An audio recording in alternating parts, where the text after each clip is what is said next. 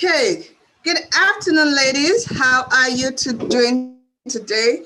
And you're welcome to the third MentorMe session for the Aspiring Entrepreneurs Program. Today, I have a guest that I'm so delighted to host. She is a serial entrepreneur with extensive experience building businesses from ground up. So you know that you have your lady here who will answer all of your questions. Because she has a proven track record in financial management, investment planning, and business development. She has over 18 years broad-based experience running successful businesses across multiple industries and multiple countries. Her entrepreneurial journey began at Alduco Engineering, which she co-founded, and which was the springboard for the several other businesses in Equatorial Guinea that she's founded. She founded Starline in Cameroon and has led it to its current position as the leading sand mining operations in Cameroon. Her passion for blending private sector effectiveness and public good culminated in her founding Starline Construction, and under her leadership, the company has established a record of successfully shaping the market, driving social transformation, and delivering innovation through building homes that are environmentally friendly, sustainable, and sometimes life-changing.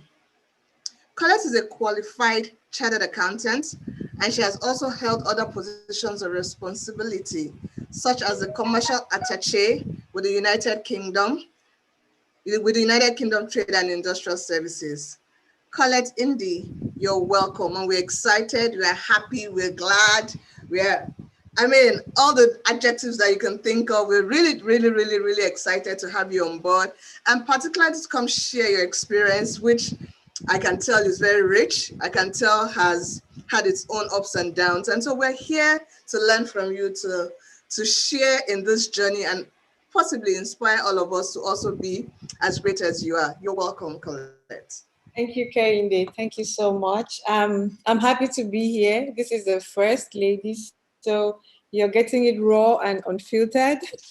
I'm just going to speak from the heart, right? And share my experiences and my entrepreneurial journey with you all. And hopefully, who knows who it might inspire, and who needs to hear something I have to say today. So I'm really looking forward to our session, and I hope it goes well.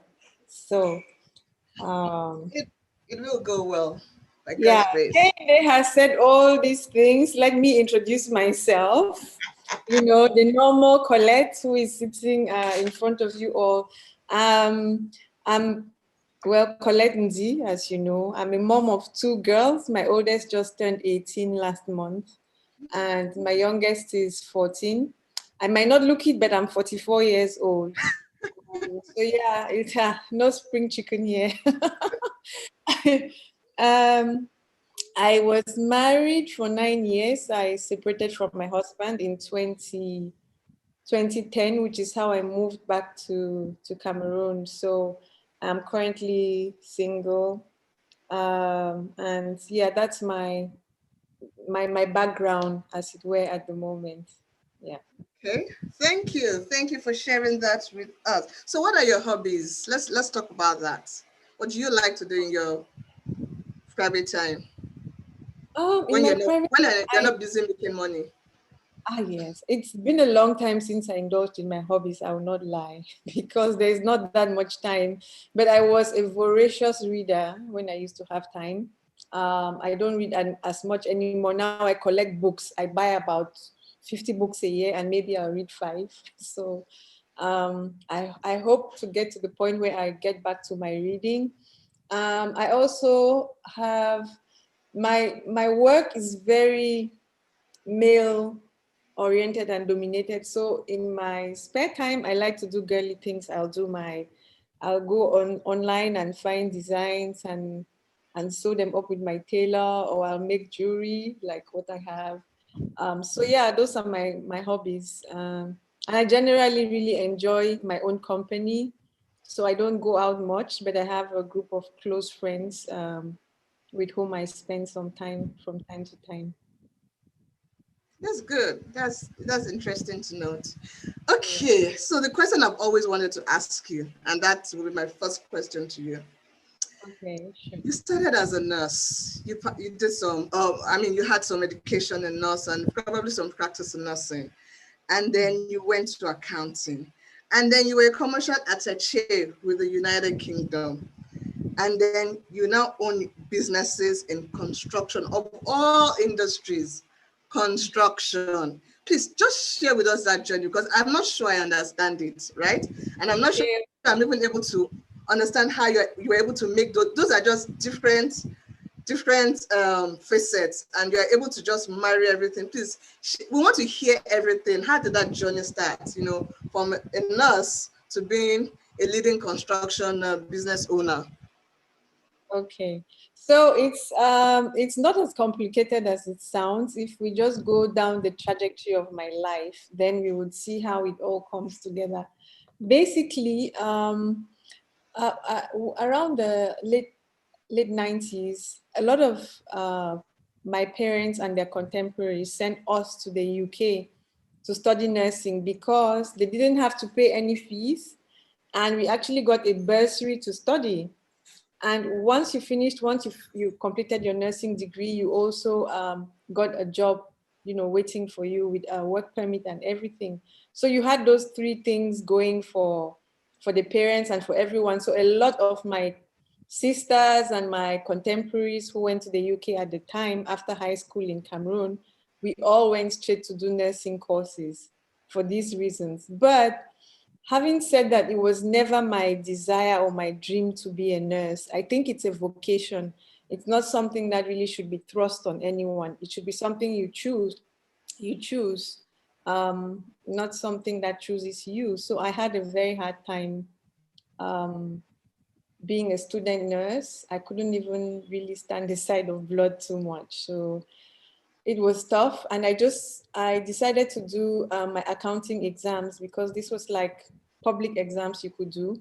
And I said to myself, if I passed the first set of exams, then I would quit nursing and I would do accountancy. And luckily enough for me, I did pass. I did make my first set of exams, and I quit. That was 8 months after I got into the UK. And so my mom and my sister were against this. They had promised to support me, but at the last minute, they decided not to. Thankfully, my dad came through, and he was like, he would support me in whatever I wanted to do, and he would help me. He paid my fees for the first term, and he gave me some money to pay my rent. And that was how it started, because from then on I was on my own, right? I actually had to work 2 jobs to pay my tuition fees because I went to private college to do the accounting. So it was a question of waking up every morning. Either I had classes or I had to go for one job, and in the night I would go for the other job. And I carried on like that for 3 years, I think, until I qualified. And the problem had always been what would happen when you qualify, because getting a work permit in the UK was really difficult at the time. You finished and they just shipped you back to your country. I think it's still very similar right now. Things haven't changed much. If you don't get a job and they don't secure you a work permit, you have to go back to your country. And no one wanted to go back, right? We all wanted to stay and work. But luckily enough for me, when I qualified, I was able to get a job in the city um, as a junior accountant at a startup. And this was a really good job. They got me a work permit. And, everyone was like, wow, your life is made because you came in to do nursing, and look at you, you got your accounting certification, and you're working in the city. Yeah, it was great. I met a gentleman at the time who was from Equatorial Guinea, and we fell in love and decided to get married. And so that's how I found myself moving back to Africa after spending 8 years in the UK. Was it 8 years? No, I think more like 6 or so. And so we moved back. I had had my first child by then. We moved back to Equatorial Guinea, and I learned a lot from my husband, because if I am a serial entrepreneur, he's a serial entrepreneur several times over. You know, we had so many different businesses, a computer store being one of the ones which I ran.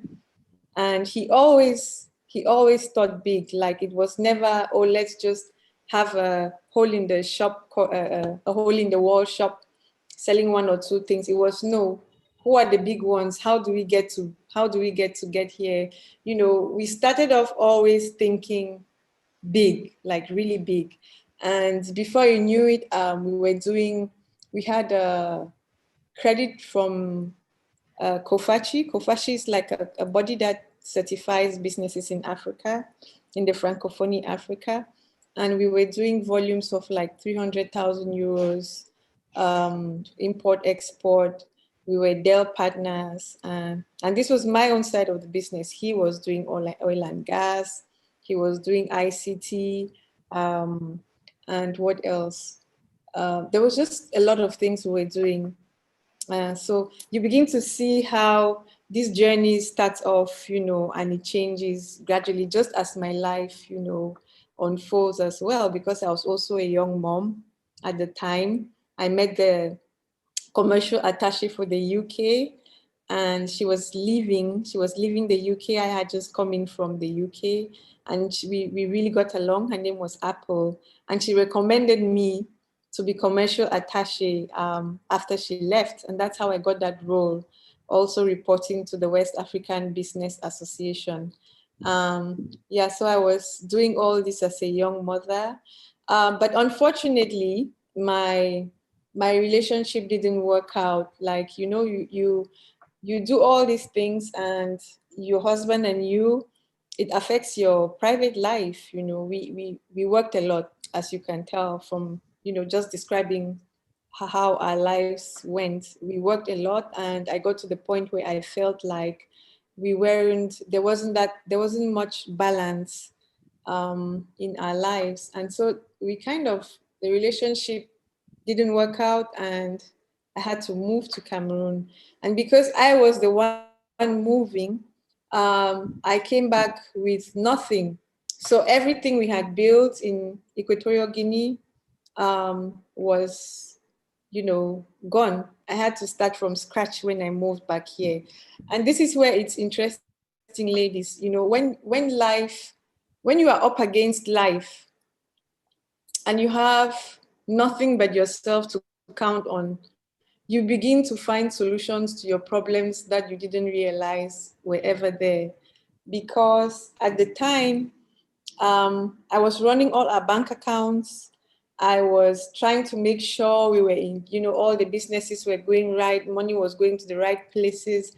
I wasn't paying myself that much of a salary because I didn't need to, you know, because we were always in a phase of investments, given that we had like 5 businesses running at the same time.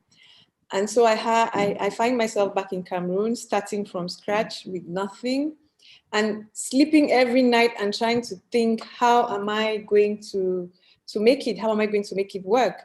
It's not like you are in the West where if you get a divorce or if you're separated, you get alimony. That's not automatic. That wasn't automatic in my case. And so I had to find a way. And what I did was I had about $10,000 in one of my UK accounts. And I was able to get a loan from the credit union. So basically they give you 5 times the amount of money you are able to put forward.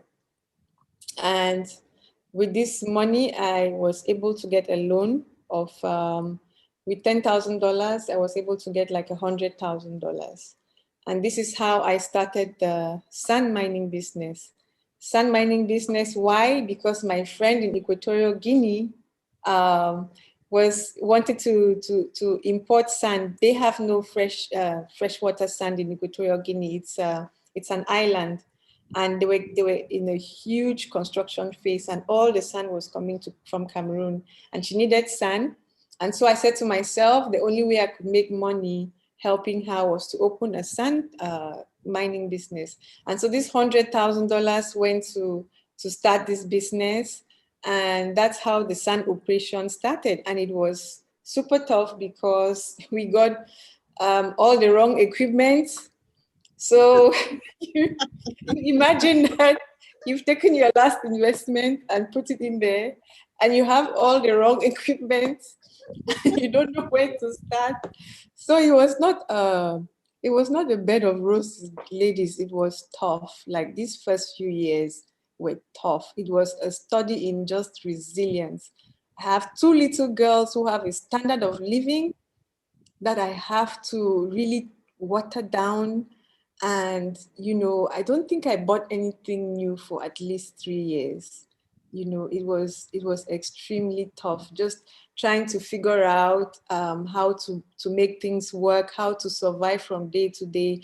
I think what actually helped us to be able to have a story to tell is that I had colleagues working with me who were extremely hardworking. So it was like I didn't hire from, LinkedIn ads or whatever. It was like family people. Okay, I'm doing this. Let's work together. It's in the bush. If you see where we started and where we are today, it's like day and night, right? But yeah, so this is how the sand mining business came about. And this is how I found myself in a male-dominated industry, just because when my friend needed this, I didn't say to myself, oh, well, I was just like, this is an opportunity. So I saw an opportunity and I jumped on it. And this is where, that story, I think the bigger part of the story has been told, and then, we can take it from there. Interesting. I know, I'd like to digress a bit, right? Because I think this is important for our ladies. How did you manage the emotional turmoil that you must have faced during that attraction came. Sorry, did you hear me? Yes, I did. My internet connection is unstable at the moment, but it's fine now. Should I take the I heard you. The emotional turmoil was it was enormous. But I think what happens sometimes with women who go through a divorce is that you have a sense of freedom. You have a sense of having let go of the things that were really weighing you down and holding you back. And so I had this thing where it was like, because he kept everything, I was going to show him I could make it on my own. I had everything in my head, and somehow I would survive and succeed. So hard as it was, I was extremely mentally tough at that time. And I had the support of my family, which was really, really important. And so, yeah, emotionally it was tough, but it was also kind of a period of freedom, a period of, okay, this is either you make it or you break this, and you can't break, you have to make the best of it. Yeah. So that's what it was. Interesting. Someone put in the chat here that you are a strong woman, and I totally agree. I'm not even sure the word strong is enough. You're a resilient woman, because it takes a lot of resilience to be able to, one, make that shift to come back to Cameroon, and then decide to start from scratch. And it's not just you. You have two little children that you had to take care of. I mean, I salute you. Yeah, well, pull those poor girls along with me, but they're fine. They'll be fine. That's what's important. Okay, so apart from buying equipment that you realized were the wrong equipment for sand mining, what other setbacks have you had in business? And most importantly, how did you bounce back? Okay, setbacks. A lot of the setbacks we have had came at the beginning. And these are actually lessons which we can talk about as time goes on. But I had, for example, a partner whom I trusted to do the administrative side of things with the government while I focused on operations. And he would say, for example, have to do something that cost $100, he would ask me for $1,000. And I would just give it because I was trusting him. So those were some of the setbacks I had. I spent a lot of money doing things which I didn't need to do, even with buying the equipment and all that. And it's only over time, with time, that I came to realize that I had to go down to every single grassroots part of the business and understand what it was. I went back to reading the mining law. I went back to finding out what all the administrative elements were for the business to be properly registered. I went back to not relying on anyone for any information, but finding information at the source, and that's how I was able to cut back some of those costs, and then we were able to pull ourselves back up from, our bootstraps and just survive and grow. So a lot of the setbacks in the beginning were just mistakes on, just trusting, not having processes, and feeling like we could just forge on by working hard. But that's not enough. Yeah. Wow. Someone says that your story can be likened to Madam C.J. Walker's story. I don't know if you've watched the film. No, I haven't. Oh, you should watch it. I think I'll try to send you the link, or I'll look for it. Right? Thank you. Yeah. But you should watch it. So what would you describe as the right mindset for entrepreneurial success, especially as a female entrepreneur in Africa? We all know what the culture is like. It's tough. Entrepreneurship is tough. But being a female entrepreneur makes it even tougher. So what mindset would you say is right for entrepreneurial success? And can you share from experience? Yes, the mindset, and from what I see with my friends who have come up even after me, is one of resilience. It's one of just not letting anything take you back to like zero. No, you don't give up. You just find a way to move forward with integrity and with, your values intact. You find a way and you move forward. Whatever obstacle you come across, even if it means speaking with someone who will give you an idea on what to do or how to move, to solve the problem in front of you, or you find another way around. I think in life, if you are bent on, making something work, you will find a way to make it work. And this has been my experience. And it's not just one of those things where we hear everyone say, oh, you have to have a resilient mindset, because you will come up against problems where it's like, this is it, we're finished. I've had times, because like I said, with the financial problems, we had all the wrong equipment. I had used up all the money from the credit union, and they needed me to start paying back, and I had no source of income to pay them back, so you just had to sit and go and face them and say, okay, listen, these are the difficulties. I can't pay you back right now. Let's work out a plan on how I can pay you while I try to fix my machines. And then you find someone who maybe has a machine which they can hire to you for a certain amount of time. And you pull through that period. It might be more expensive, it might be more taxing, but somehow you cross that bridge. And when you cross that difficult bridge, then you have, some kind of stability that can take you forward to the next step. So it's just a question of never ever backing down. And I see it with my friends, other female entrepreneurs. I have a group of female entrepreneurs who are my friends, and we just have this philosophy of, never giving up on anything. If we set out to do something, if we have a goal, we are going to see it through to the end, no matter what. Because if the plan is right, if all the elements are right, and you've done your research and you see that it can work, then somehow it's going to work. That's what I can say on that. Thank you. So Starline Construction, what are your next plans in the medium to long term? What are your plans for Starline? Okay, so Starline Construction has come about because the sand mining operations are kind of star product, like the main focus of our business, and they're doing well by themselves. By themselves, it's doing well for itself.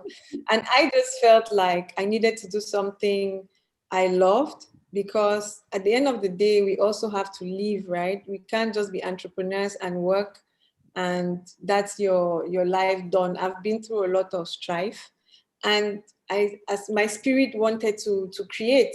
I love building. I absolutely love construction. So construction just came about as an offshoot. It's part of our value chain, because some of the projects we've worked on, we have supplied the aggregates, because that's what we do, right? But it's a passion thing. And so I go after projects I like. We are currently reclaiming land. We have plans to do estates.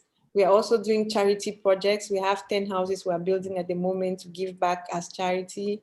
But it's a question of just me following that side, which is just passionate, because I think life needs a lot of balance. You need to not only work, but to enjoy what you do. But you cannot enjoy what you do if you don't have stability. You can't be, crying every day. You don't have money to pay your workers and you're trying to follow your passion. So you need to have something that's working, and then you can try to see, okay, what do I really want?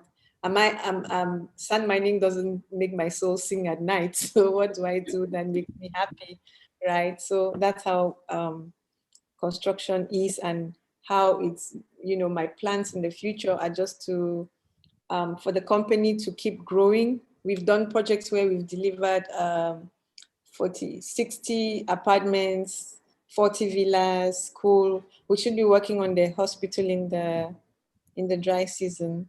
And so we are lucky in the fact that we only started this in 2016, but we've been exposed to some nice projects, really. Yeah, and ones that I really enjoy doing. Okay, ladies, don't forget, send your questions to the Q&A box. I will not be able to take questions from the chat box, okay? Let's not forget that. Colette, thanks for mentioning that, because I always get this question about, should you follow your passion first, or should you, do whatever is available? And for me, my own, answer to that, which I think is right. I'd like to hear your perspective on that, is solve a problem and make money first. Yes. Solve a problem, make money first, be comfortable, have a business or a money-making machine going on. Then when you have that and you're fine and you're comfortable, your needs are met, you can go with whatever passion. Absolutely. Absolutely. You cannot be following your passion and not being able to eat. If your passion can make you money, like my mom, when she was a young woman, sewing and selling for Christmas clothes for her neighbors and all that. If your passion can make you money, then fine, follow your passion. But you cannot follow your passion to the detriment of your stability, or being able to just meet your basic needs, right? So I think when you get to a point in whatever business you're doing, because the entrepreneurship journey is one which is always throwing opportunities at you, the more you do, the more you see other opportunities. But you have to start and actually have something that's consolidated, and then you can follow your passions, in my opinion. Thank you. Someone says, let's make the money. Make the money first. You need the money. Make the money first. There is no lie. You can't. A friend of mine and I once sat down and we were like, oh, we don't need that much money, all this talk of people who want to be too rich. But when you think about it, just to even have a basic, comfortable life needs you to have enough money, right? So you have to make that money. You have to work. You can't just sit and say, I don't like money or whatever. You have to work and, make a basic living at the very least. See, these are participants. They're just too full of. See them making comment and making relevance, references to books and videos that I've not even watched. Some talk about a book by Darren. I didn't see the surname. Mm-hmm. You ladies, are you sure you don't even be teaching us to? All right, so now to my next question. I think after this question, I'll then begin to take questions from the participants. So, you have this 18 years of experience in entrepreneurship, and that's just like a gold mine. So can you share with us like your top 10 lessons, things that you'd like to, hand over to our participants as the lessons that you have learned and things they can also watch out for? Yes, absolutely, absolutely. I think maybe I've mentioned some. The first one would be that you have to be strong. Like there's no going around this. You have to be strong. There is nothing like an entrepreneurial journey that's an easy one. I haven't seen it, honestly, even with folks who have parents who who gave them lots of capital. There are going to be points in the journey where you just really need to be tough. You have to have a plan. You have to have a plan, a dream, a vision, whatever, something that's propelling you forward. You can't just start and, you're like freestyling. Where do you want to be? Even when I started in the sand business, immediately was like, okay, I don't want one pump. I want to have at least 3. And then when you have 3, you want to have more. So you always have to have a plan on where you want to be, how you want to expand.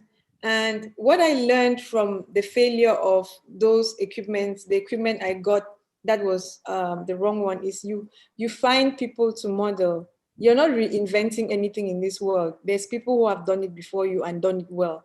Find those people, see what they did. If you have to copy them. I ended up copying my neighbors, someone who had done it very well. I copied him to the T. And when you copy them and that succeeds, you are in a better position to innovate. So you don't start by innovating. What we did was we were starting by innovating. I was building machines and systems which were supposed to do wonderful things, but it didn't work in practice. And we lost all this money.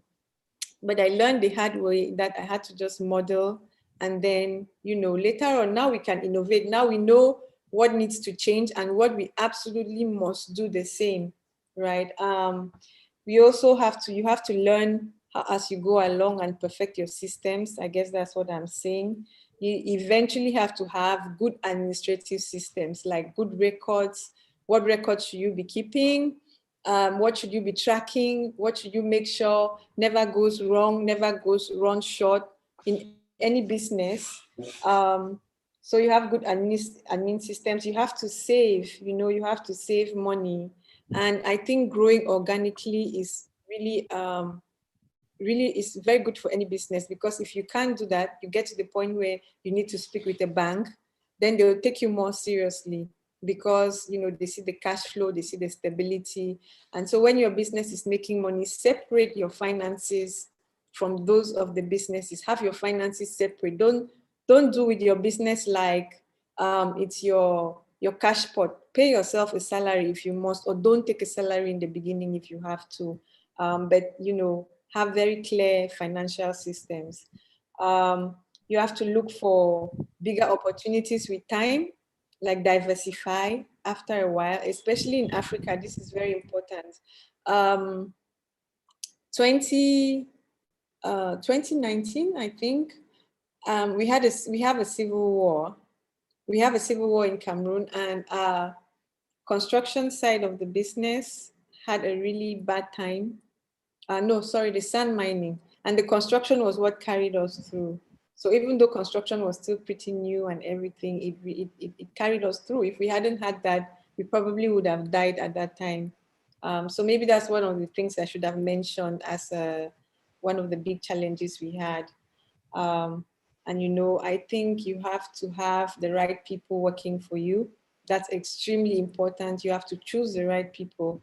And sometimes it's, family referrals, it's seeing someone who's doing something very well and just seeing that they can work with you and, inviting them in.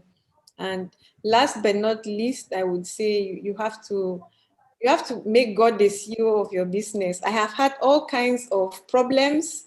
We work by the water, my main business when I started, and we had all kinds of challenges. And they would say some of them are spiritual and you have to talk with the people in the water and whatnot. But we stayed steadfast, we're Christian, and we stayed steadfast, with just prayers and, trying to bless the land. So we have to have a very strong spiritual relationship with God, like whoever or however you perceive God to be. I think it's important that you have that cornerstone to hold on to in, really dark moments, because you, as the person who is leading this whole machine, needs to be extremely strong emotionally and mentally, physically as well. I try to work out almost every day. You need to be extremely strong in every area to be able to handle everything that gets thrown your way. And one of the best ways is just to have a good relationship, to have a strong relationship with God, to carry you through all the hard times. And so, yeah, that's what I would say on my top, I think, 10 lessons I can pass on. Thank you. Thank you. You've really come through a journey. One last thing I would like to Yes, say. please. I don't hear people say a lot. They say you have to network. Your network is your net worth and all this. And a lot of people are looking for networks up, big networks, big, people. Look down. Look at the workmen around you. Have a Rolodex of people whom you can call to do something, and you have 3 who will show up and will be happy to do the thing for you. Like, your network can also be your network that is lower than you. It doesn't only have to be your network that is high up. So I think this is something that a lot of people overlook, which I don't see much of. Like, really value all the people who do work for you and keep them well, because you need that. You need them to actually execute whatever comes your way. You can have a huge network of billionaires and rich friends and political partners, but if you get something to do and you don't have that network of people down there that you can call on and you rely on and can execute properly, then you're probably not going to be able to do the job well anyway. So yeah, that's one last thing I wanted to say. Thank you. Thank you. All right. So let's take questions from participants. And the first question I'll take is from Mutafela Shanda from Zambia. So she wants to know, how did you keep your business running during the pandemic last year? During the pandemic, strangely enough, we've managed to expand, which is quite strange. So I can't say how. It just happens that folks are buying sand. Construction side of things took a huge hit, to be honest. We haven't had that many new projects. What we have are small ones, and then we have our own projects. But for the sand mining operations, we actually expanded during the pandemic, so it hasn't hit us so bad. Knock wood. Okay, Yeah. so it was like good news for you, right? Not good news, but no. I mean, business-wise, I mean, you made more money. Yes. Okay. For some, All right. or whatever. Okay, so we have a question from Yolanda Ndlovu from Zimbabwe, and she wants to, have your thoughts on collaboration. At what point should a startup collaborate? Startup, growth phase, or what are your thoughts on collaboration, really? It is important to collaborate, but to collaborate with folks who will bring something valuable into the business. So you have to be. This is a very touchy one, because it needs a lot of discernment on the part of the entrepreneur who is running the business. You can need a lot of cash, and like they say, you shouldn't eat from every bowl that is put in front of you. You have to weigh your options. Collaboration is very important. At some point, I got a partner who gave us a loan, and that was very helpful.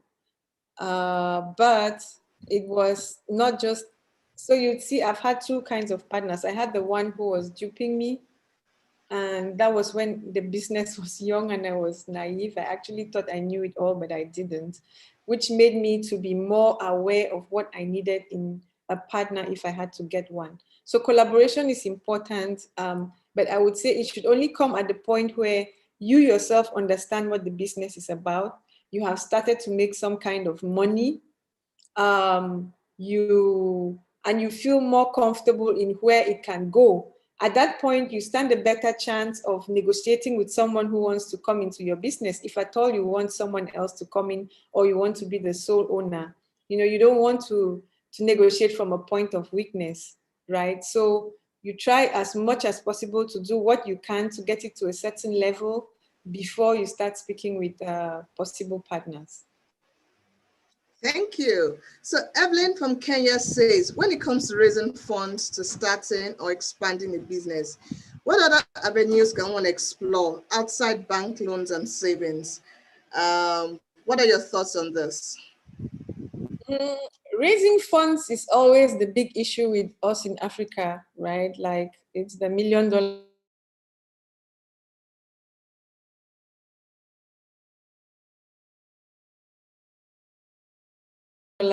question. Everyone needs to raise friends' businesses where you are desperate for you're desperate for investments, and the banks are taking too long, or the microfinances are taking too long, and you end up sometimes just having to ask your friends and family, lean on your networks around you. Sometimes when you need a loan, it might be you need one particular thing to be done over a whole big amount to fix the whole problem. So I would say you should look at, having loans that are not so heavy, especially in the beginning. I had that. I had the really heavy loan to pay off, which was tough, which is why I would always advise grow organically. Try not to take too much money in the beginning. But even having this opportunity to have the money doesn't come easily. So what you want to do is, ask your friends and family if they have any money to lend you, and they do, but they wouldn't do that if you don't have a proven business or product.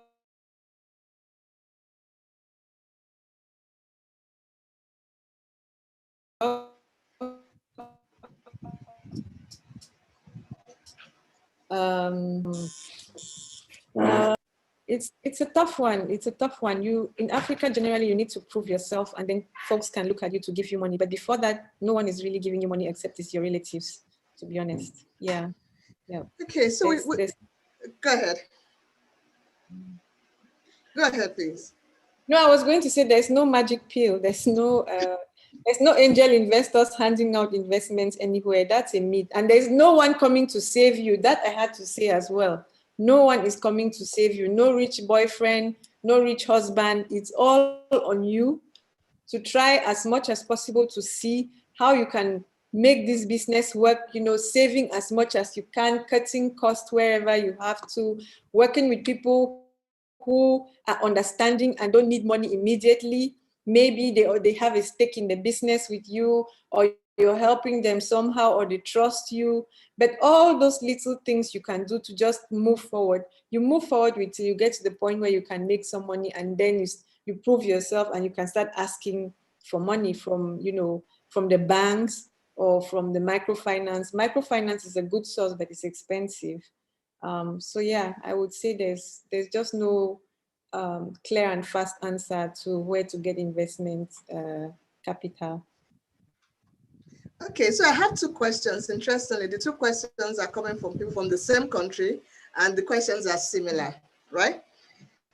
So, as a female in construction, what are the gender challenges that you have faced, particularly because you're a woman? Not because of, there are general challenges, but which gender-based, challenges did you face, and how did you, work your way around these? Gender-based challenges are faced to do around men who would like to have a relationship with you, to give you work. And it has been a tough one sometimes, because I don't think I'm bad looking. So hello. Yeah, You got I get that problem where it's like they think, okay, you are just, you're just like, it's just a smoke screen. So I have to, I have to really always try to get just even one small project and then prove myself. So a lot of the clients we have whom we work with regularly now might have started off somehow with, someone in there just thinking, okay, let me give her a chance to, no, it never goes down there, and we actually become indispensable, because what we do very well, and we do much better than the next 3 people after us. So they will be calling us afterwards because they need us. So I think that's one of the challenges I've had, this whole thing of, men feeling like, they want to have a relationship with you, or you need to have a certain amount of contacts and connects to be able to get projects. I don't think so. It's the same, like I said before, you do good work for one thing, and that work helps you to get the next work, and you prove yourself. And after a while, folks start seeing you as a company. You're not like a female-run company or this is women or no. Actually, I have, which is a shame right now, all men working for me. So sometimes I say my job is I manage men, I manage men. Yes, but then it's no longer like, oh, Colette or a woman or whatever. It's just Starline. Yeah, like Starline come and quote or Starline do this, Yeah, so I don't really have much of that anymore. Okay, so Proscovia wants to know, how did you find out that your partner was cheating on, your partner was stealing from you? I found out because I decided to go down to every facet of the business and get the information directly from the government offices. And so when I got there and I started reading the requirements and knowing the mining code and all this, I found out just how much he had been stealing from me. But like I said, it's a blessing in disguise, right? Because then you learn. There is nothing I start now where I don't know everything. Like I know down to the smallest amounts. If I send someone to buy something, you cannot come back to me and give me a price and I'm like, okay, trusting your judgment. We have this thing in life where it's like you trust but you verify. I don't even need to verify. Most times now I know how much things cost. So you can't tell me anything. I know the business inside out. And that's something that's really important. So maybe if you have a whole value to, process system, you go through every single process and learn everything, so when they're talking to you about one particular thing, you know what they are saying, you know what's possible and what's not possible, and you get more respect from the people you work with by doing this because they know they can't bullshit you, right? Because you know exactly what's going on. So yeah. Wow. Ladies, you need to understand every grain and singular component of your business. That's what Colette is saying. Otherwise, you may just find out that someone somewhere is milking you. Okay, so next question from Beatrice Kalu, and that's from Nigeria. She's saying, how can we structure our business to gain global and regional recognition? How can you have to position yourself, you have to join international organizations, you have to belong, like what you're doing with the Power Now, it will open you up to other such organizations. You go for seminars. In my case, I was lucky enough to be on to do AWEC, African Women Entrepreneurship Cooperative with Kende, and they liked me enough to send me to talk about the association on Bloomberg, and that was a lot of exposure.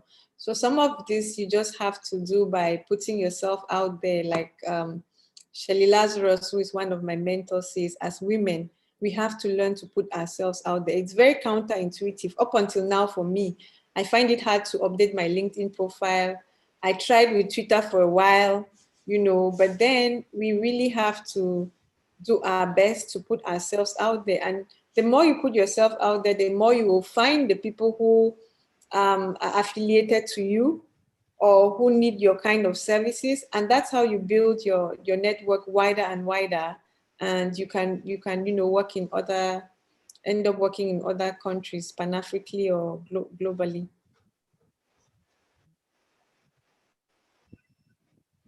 Okay, so someone is asking, how have you managed to develop yourself in terms of equipping yourself with the technical and business knowledge needed to run your businesses successfully? Okay.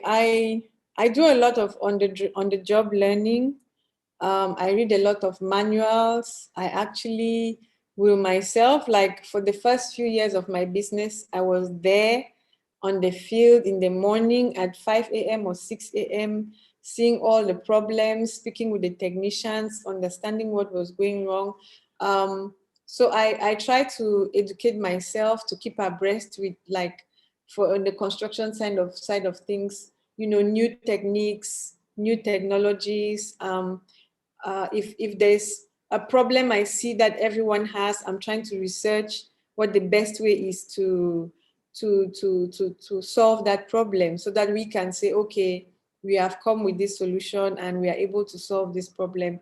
So it's just a question of, keeping abreast with industry trends, looking at where they have their issues and going online. I mean, Google is your friend. I haven't actually gone on any, I haven't done any MBA or gone on a master's degree. I might do that later, but for now I've had too much work. So the only way I keep myself up to date is by reading articles or going online, watching videos on YouTube, and then just trying things out and being on there, being hands-on.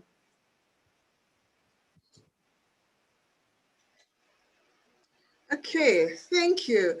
So Mona Lisa, I mean, I don't know what country she's calling from.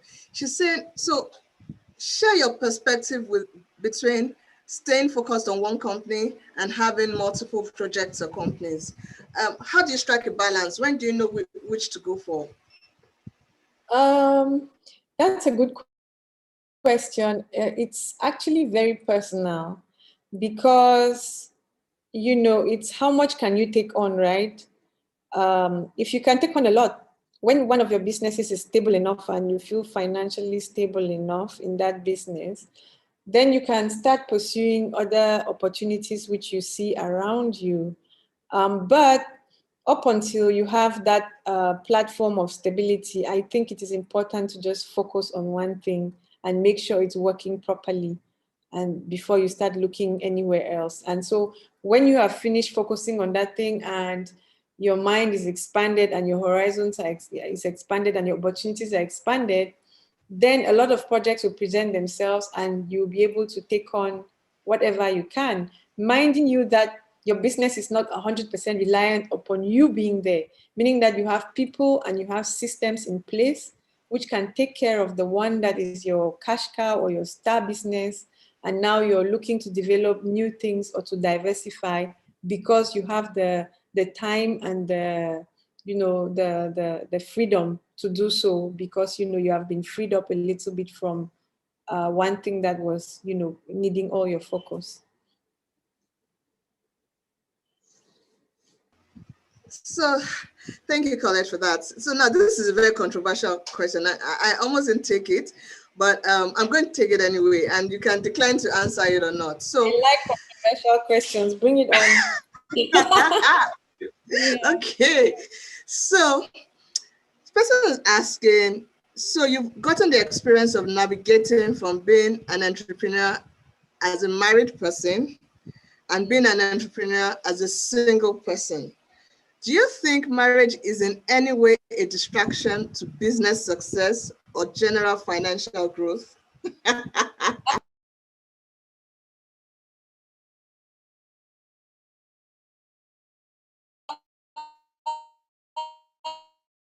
No, it's not. It can make you complacent. So I was saying, I think my connection was a little unstable. What marriage does is it can make you complacent. So as a married businesswoman, I used to spend money anyhow. I'll not lie. It was just, yeah, we were growing, we were doing very well, but I don't think I was as aware or as intentional about, my plans for the future as I am now. So when you don't have that net, that support, that net to fall back on, it makes you a lot more aware of what you have to do and how you have to plan, and you have a lot more respect for the money you make, right? What I would like to say to the young ladies on here, regardless of if you are single or if you are married, you have to take it upon yourself to do what you have to do by yourself. If you get the support from someone else, that's fantastic. That's, it's great. But you have to be able to do, and the sooner you start, if you feel like you have the calling to be an entrepreneur, the sooner you start, the better. And whoever comes to join you in the future or whoever is already in your life, if they're supportive, then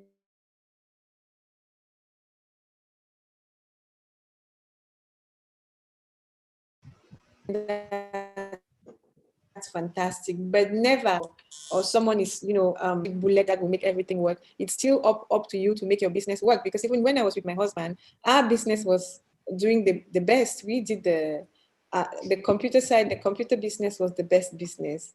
And that was still me. It wasn't because I was married to him, it's because I had that discipline and I had that, that foresight. He had the things he did that really encouraged me, but it was not him, it was still me. So you have to take it upon yourself to move your business forward, regardless of, if you're single or you're in a relationship. Okay, thank you for that. So someone is asking, what's your staff strength? And how were you able to get trusted hands at the beginning? Okay, trusted hands came a lot from my friends and family. Because we work in the bush, we had to find people who were willing to stay in the bush and still are. We currently at permanent at about 35. And then I've had projects where I've had to manage 250 people. So what happens is with the construction side of things, depending on what project we are working on, we have like folks whom we bring on, and at the end we let go, because you can't carry bricklayers, and you can't carry ordinary builders on your payroll if you don't have a project that requires capacity of that size. So apart from our core of about 35, we have a very fluctuational how do you put it, roster of employees, which can go up to from 50 to 200 to 250, depending on what we are doing at any given time.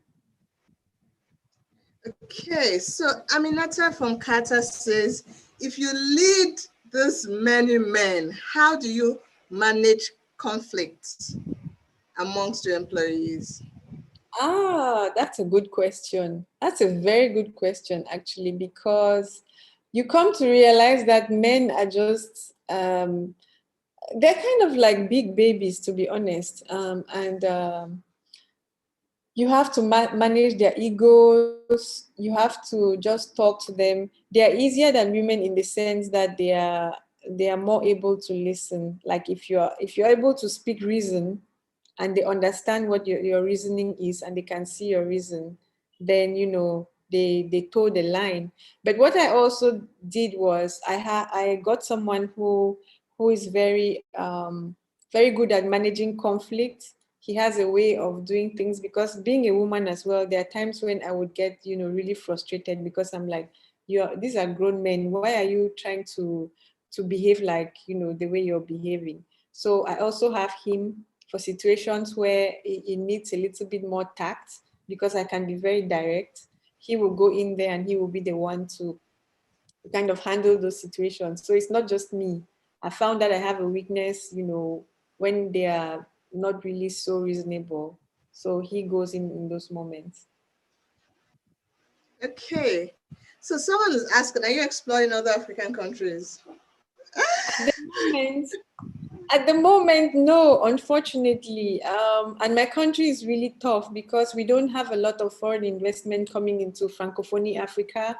So there's a lot of construction stuff where you would approach international organizations, and they're like, oh, well, if it's in Malawi or Kenya or Nigeria, then we would be interested, but they're not interested in Cameroon. And a lot of my base is here. So for the moment, I don't see myself, moving out of Cameroon, but who knows? I'm speaking with one of my friends in Malawi. We might be doing something there soon.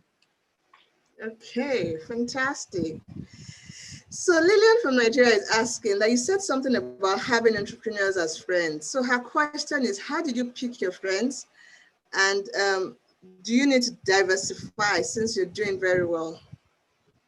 How did I pick my friends? Those are two questions. I think we just kind of naturally gravitated towards each other, because you would find in your milieu that you can tell who the women are who are entrepreneurs. You can see them. You can see the ones that are hustling. You can see the ones who have like their heads screwed on their shoulders, and you kind of tend to gravitate towards each other.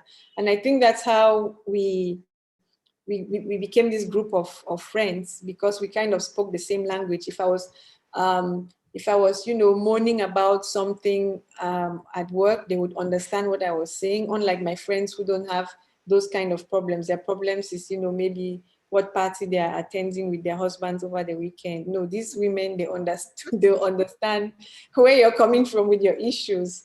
And the second part of the question was, what was it, Kendi? Okay, so how, at what point do you diversify? Oh, like I said, I've said several times, you diversify when you feel like you are, stable. And it's very much up to the individual, because stability for one person can be $5,000. For another person, it can be a business that is a going concern. By going concern, it means every day you'll be alive.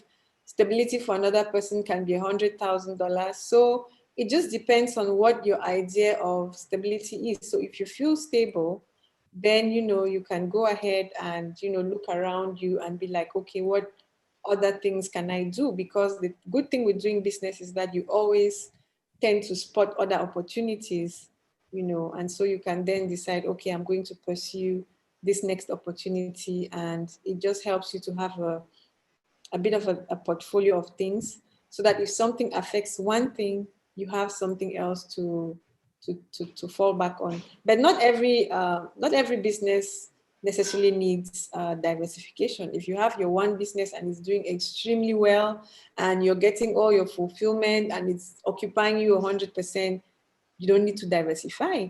Just grow it and be the biggest food making company or baby food company it can be. It doesn't need to start making baby clothes, no. So yeah, it just depends. It's a very relative thing.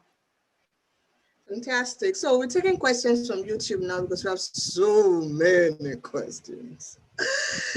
So we have Temtope Lawal who's saying, with your proven track record in financial management, investment planning, and business building, what area of investments would you advise as a young entrepreneur to invest in? As a young entrepreneur, I would advise you to invest in yourself. If you're young, that's the best place to invest, right? Invest in your knowledge, invest in, doing your business right, invest in the business. And then if you have any extra money, maybe, invest in real estate. Real estate, you can never go wrong with real estate. They're not manufacturing any more land. Or if you start buying stocks and you start buying the stocks, you buy a certain amount every month, then that would be good if you start early. But I would say, yeah, invest in yourself is the most important thing as a young person. Okay, so Durotimi, I think she's from Nigeria, is asking, so she makes clothes for women, which is bespoke clothing, where you make ready to fit, you make clothes that fit women. But she says her passion is really in making ready to wear clothes that you just buy off the shelves. And however, she's been getting more customers asking for bespoke clothing, and not so many women. Okay, and she doesn't have time to work on her passion, which is making ready to wear clothes. What would you advise her to do? Okay, that's a good question. I have a friend who does that, and I was trying to advise her. So basically, what she does, which works for her, is that she has found a certain group of garments that she makes ready to wear, and she just sells this on the regular. I think maybe this pays the bills. So she has some African kind of t-shirts and shirts and tunics that she makes. And if everyone knows her for this, so if you need that kind of stuff, you go to Monique, right? Her name is Monique. But then she also does the bespoke clothes, and she does them really expensive. So what you have to do is to think, where do you want your business to go in future? Is it going to be a one-woman show for the rest of your life? If it's not going to be a one-woman show, do you need to start training some other seamstresses next to you and letting them make all these clothes? I have a friend who has just started a label. It's called Laquelle. She's doing really well. She's in Cameroon. She's doing very well. All she did was she had a plan. What's her plan? She's hired, right now she has 30 seamstresses and tailors sewing for her. Basically, they find material locally. They have a design that they decide to do. They do it in a certain number of sizes, and they have an online presence and they sell. She doesn't even have anything to do with the sewing, but she is making huge amounts of money. And you, if your passion is sewing, you can now have the time to do your bespoke for all these people, and you have 30 tailors over there working for you, and you're churning out all these clothes, because women are always going, don't mind them coming to you to sew one dress, because you're giving them that opportunity to ask for one dress. If you don't, if you can give them a whole collection from your number of tailors who are sitting over there, they are still going to be happy with that. So like I said to you, your business just really depends on your mindset. Where do you want to take it? If you want to take it far, you're going to think far. You even start with one tailor, then two, then three. And before you know it, you have 30. But if you are thinking only about, oh, what can I do? I cannot produce so much by myself. Then it's going to just be you alone for a long time. So yeah, what's your mindset on your business? That's where you have to start. Thank you for that, Colette. And my next question is just so spot on. So it's from Adefolake. So she wants to know, what is your secret to remaining simple, beautiful, level-headed, yet smart? I like that question. I think the secret is to follow your heart. Like, I think if you look at my entrepreneurial journey, I really have just followed my heart. I have tried to, life has been tough during a lot of times, but I have always stuck to what I felt was right for me at that. And right now I'm at a point in my life where I don't owe anyone anything. I don't have any attachment to anyone or any report or any, problem on my head. Which in a way, I mean, I would like to have a husband and all that. But if I have a husband now or a boyfriend, it's someone that's just coming to add something, to my life. Not that I depend on them or I need them for anything other than maybe the companionship. So I think what I would say to that is just, following your heart, because when you do things because it's what everyone else wants you to do, or because society needs you to do that, then you end up carrying burdens that you don't need to. And our existence is not as long as we think. Life is not going to last forever. You will not be young forever.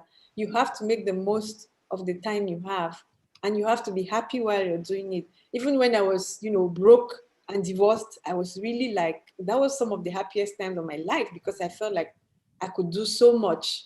It's not only when I started now and then I started failing that I was like, oh my God, this is terrible. What am I going to do? But yeah, it's, just follow your heart, do what is right for you, follow your passions. It's not going to be easy, but you can sleep well at night, knowing that you have done your best and you're living your life the best way you can, given the circumstances you find yourself in. Because I'm not going to sit in Africa wishing I was in Europe. I want to make the best in Africa and be able to explore the world. That's what it is. So you first of all, accept where you are in life, accept your circumstances and make the best of them. This is my motto in life. Thank you. So someone says, considering that you read a number of books and you buy a lot of books even though you don't read them, what are the top 5 books that you think an entrepreneur should read?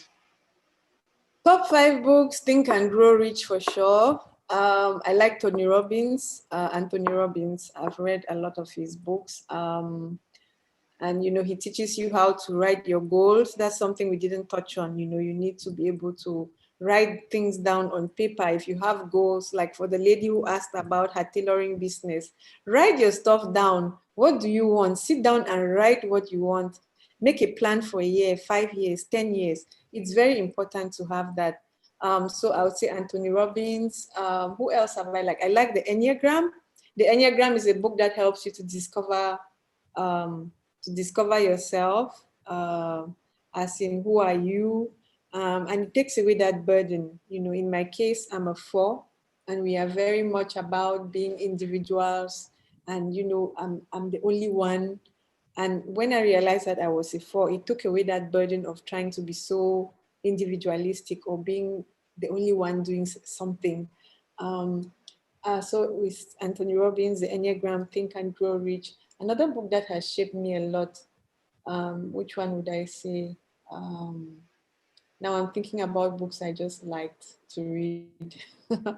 But yeah, The Law of Attraction, well, The Secret, that was the one, The Secret. It was a good book too. And the last one would be, recently, the last one would be James Clear, Atomic Habits. I quite like that one. Robert Kiyosaki, I liked all his, yeah, I like Robert Kiyosaki's books. They open your eyes to a lot of things, Rich Dad, Poor Dad, Guide to Investment, and all this stuff. They open your eyes to a lot of things. Think Like a Millionaire, Eckhart Tolle, because I'm also very much into, being spiritual and religious. So not only do I, read my Bible, I also have like, The Power of Now and all these other books that I read.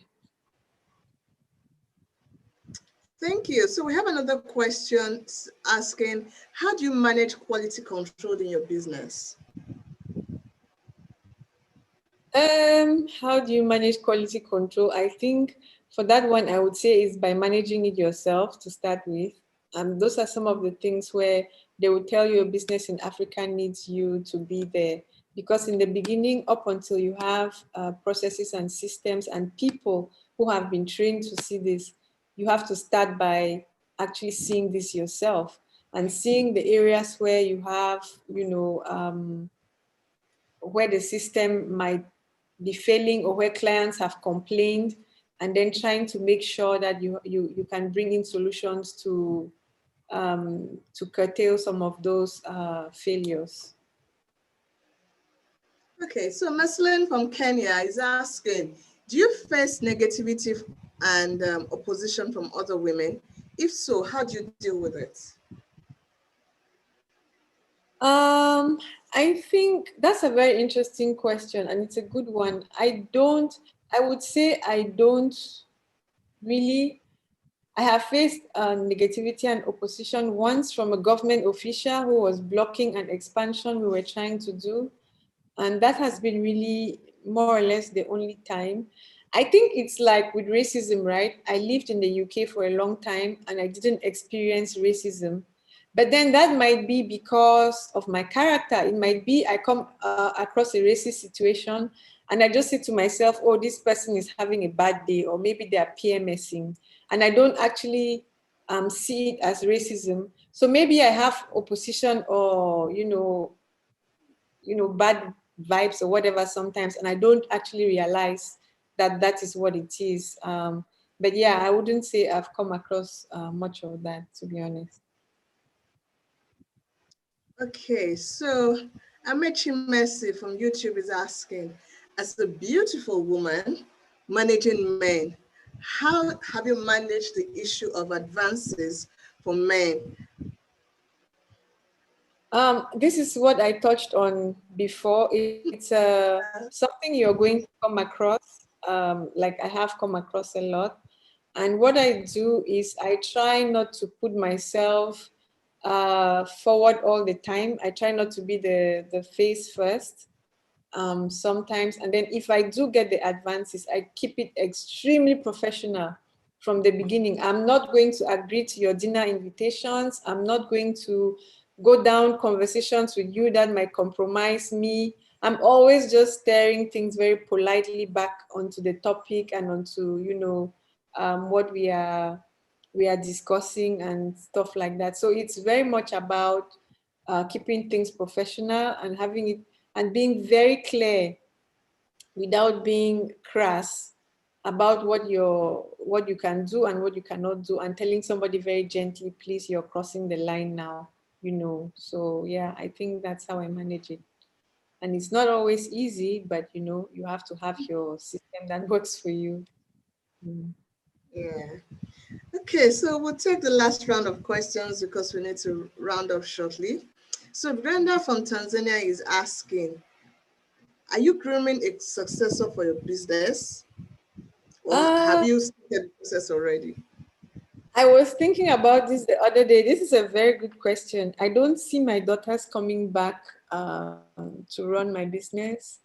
I don't see, myself being in it till I'm 80. I don't know. I really don't know. But what I do know is I just plan to have fun with it. I plan to enjoy it as I do it because with the COVID-19 virus right now, I've lost about 7 members of my family. One of them who was like my mentor. Yeah, we lost a lot of people. One of them was like my mentor, and he died. He's really smart, 52. He used to give me a lot of advice. He used to encourage me. He would hold my hand, walk me through things. And now he's gone, and he's left all his businesses. He's left all the ideas and the projects. And, was he thinking about a successor yet? No. Was he enjoying his life? Not really. So for me, I think right now it's made me realize that I want to focus on doing what I really enjoy doing, taking on projects I enjoy, doing what I enjoy, growing the business as much as I can. If I have to sell it in future, I will sell it. If I don't have to sell it and it has to carry on after me, it can carry on. But I'm not necessarily grooming anyone. I'm not necessarily expecting my daughters to come back and take over. It's just a question of, doing the best I can today, as it were. Yeah, doing the best I can today. Our condolences, Colette. It must be tough having to lose 7 people close It to you. was. That It must be was. really tough. Yeah. Our condolences. Adiola is asking, when things go wrong on your projects, how do you do damage control? The most important thing, that's a very good question, is first of all to face it and to be honest with the client. Like you can't go if you have something that has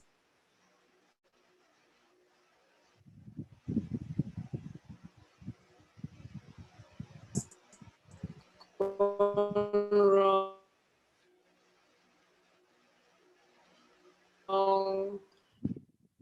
and you try to hide it off, you have to face what it is and you move forward from that. Basically, you're not looking backwards, you're just always looking forward. So we are very solutions oriented. We're very much about, let's not look for the blame. What are we learning from this situation? How are we moving forward? That's always how it is. Does the client need to be informed? Let's inform the client. Thank you. So someone is asking she's from Cameroon and she's like, she would like to connect with you. So how can our participants connect with you since you're not so active on social media?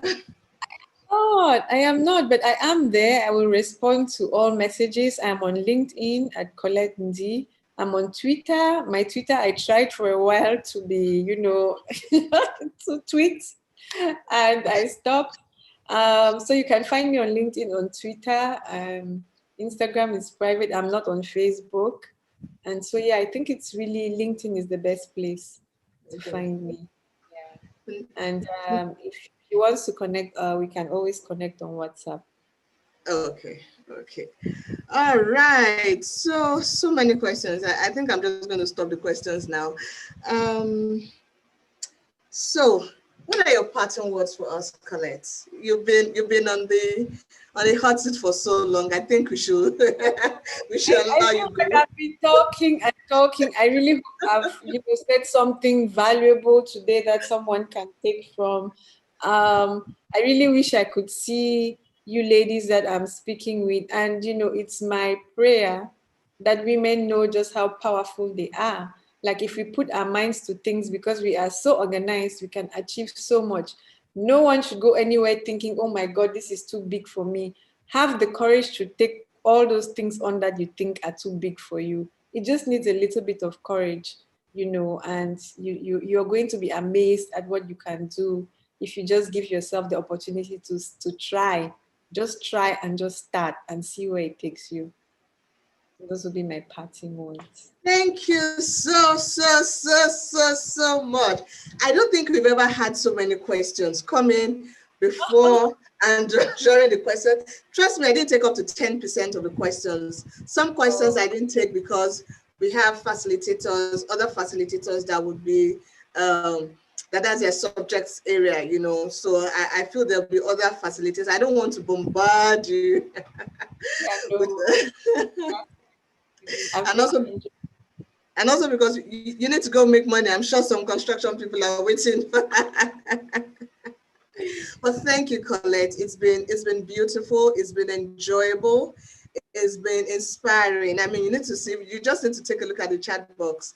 I think what I love most is your simplicity and the fact that you've shown, particularly me, okay, let me speak for myself. Yeah, I don't know about others, that there's really nothing that you're going through that is new.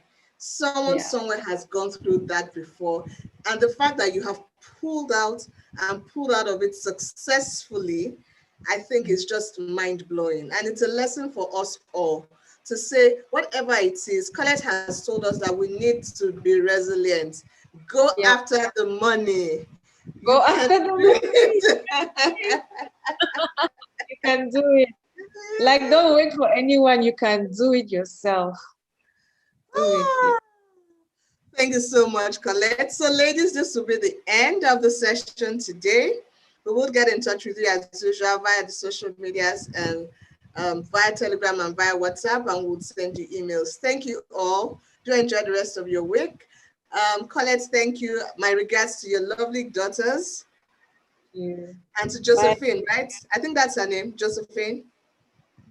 No, the little one is Ima. Ima, oh, okay. All right, then. Thank you all, and do enjoy the rest of your day. You too. Bye. Bye. Thank you.